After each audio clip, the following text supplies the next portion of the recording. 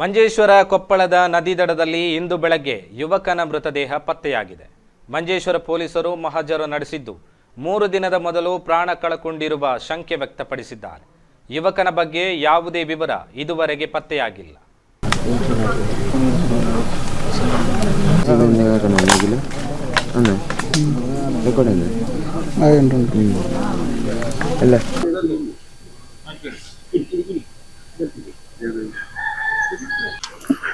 ಇದೀಗ government Kerala government ನೇಮಕ ಮಾಡಿದಂತ ರೆಸ್ಕ್ಯೂ ಗಾರ್ಡ್ ನಲ್ಲಿ ಈ ಕಾರ್ಯದಲ್ಲಿ ತೊಡಗಿಸಿಕೊಂಡಂತ ವ್ಯಕ್ತಿ ನಮ್ಮ ജೊತೆ ഇದ್ದಾರೆ.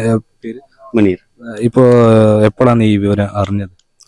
ഇപ്പൊ ഒരു 2 മണിക്കൂർ മുമ്പ് വിവരം അറിഞ്ഞ് റെസ്ക്യൂ ഗാർഡിന്റെ ഒരു ഓഫീസർ വിളിച്ചു പറഞ്ഞു ഇങ്ങനെ ബോഡി കിട്ടിയിട്ടുണ്ട്. അപ്പൊ ഞാൻ അവിടെ എത്തണം.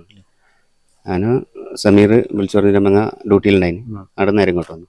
ഇപ്പൊ കാണുമ്പോ ദേഹത്ത് എന്തെങ്കിലും പാടോ അങ്ങനത്തെ എന്തെങ്കിലും അങ്ങനൊന്നും കാണുന്നില്ല. ഏകദേശം ഒരു എത്ര ദിവസത്തിന് പഴക്കമുണ്ടാവും? കാണുമ്പോൾ 2-3 ദിവസത്തെ പഴക്കമുണ്ടാവും തോന്നുന്നു. യാതൊരു പരിചയം കിട്ടാത്ത രീതിയിൽ മുഖം മൊത്തം ഒരു പരിചയം കിട്ടുന്നില്ല. കണ്ണൊക്കെ പുറത്ത് വന്നിട്ട് ആളെ തിരിച്ചറിയാൻ പറ്റാത്തതുകൊണ്ട് നമുക്ക് വ്യക്തമാക്കാൻ പറ്റില്ലല്ലോ.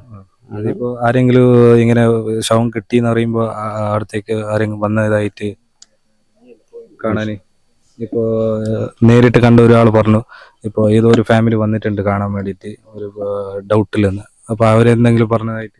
ഇല്ല, അങ്ങനൊന്നും പറഞ്ഞിട്ടില്ല. ഇല്ല, നമ്മുടെ അടുത്തൊന്നും അങ്ങനെ പറഞ്ഞിട്ടില്ല. പിന്നെ ഇവിടെ പറഞ്ഞിട്ടുണ്ടെങ്കിൽ നമുക്കറിയില്ല. ಇದಿಷ್ಟು ನಾವಿವತ್ತು ಮಂಜೇಶ್ವರದ ಸಮೀಪ ಇರುವಂತ ಹೊಸಂಗಡಿ ಸಮೀಪ ಇರುವಂತ ಕೊಪ್ಪಳ ಎನ್ನುವಂತ ಪ್ರದೇಶದಲ್ಲಿ ಕಂಡು ಬಂದಂತ ನಗ್ನವಾದಂತ ಒಂದು ಶವ ಹೊಳೆ ಬದಿಯಲ್ಲಿ ಸಿಕ್ಕಿದೆ. ಇದೀಗ ನೀವು ನೋಡಿದಂತ ದೃಶ್ಯದಲ್ಲಿ ಎಲ್ಲಾ ರೀತಿಯ ಪ್ರಾಥಮಿಕ ಪರಿಶೋಧನೆ ಬಳಿಕ ಪೊಲೀಸ್ ಅಧಿಕಾರಿಗಳು ರೀತಿ ಕೇರಳ ಗವರ್ಮೆಂಟ್ ನೇಮಕ ಮಾಡಿದಂತ ರೆಸ್ಕ್ಯೂ ಗಾರ್ಡ್ ನ ಸಿಬ್ಬಂದಿ ವರ್ಗದವರು ಎಲ್ಲರೂ ಕೂಡ ಸೇರಿ ಇದೀಗ ಶವವನ್ನ ಮುಂದಿನ ಪರಿಶೋಧನೆಗಾಗಿ ಕಳುಹಿಸಿಕೊಡ್ತಾ ಇದ್ದಾರೆ. ಇದಿಷ್ಟು ಇಲ್ಲಿ ಕೊಪ್ಪಳದಲ್ಲಿ ಇವತ್ತು ನಡೆದಂತ ಎಲ್ಲರನ್ನ ಅಚ್ಚರಿಯನ್ನ ಮೂಡಿದಂತ ಒಂದು ಆಶ್ಚರ್ಯವನ್ನ ಮೂಡಿಸಿದಂತ ಒಂದು ಅನಾಥ ಶವ ಪತ್ತೆಯಾದಂತ ಒಂದು ವಾರ್ತೆ ಇದೀಗ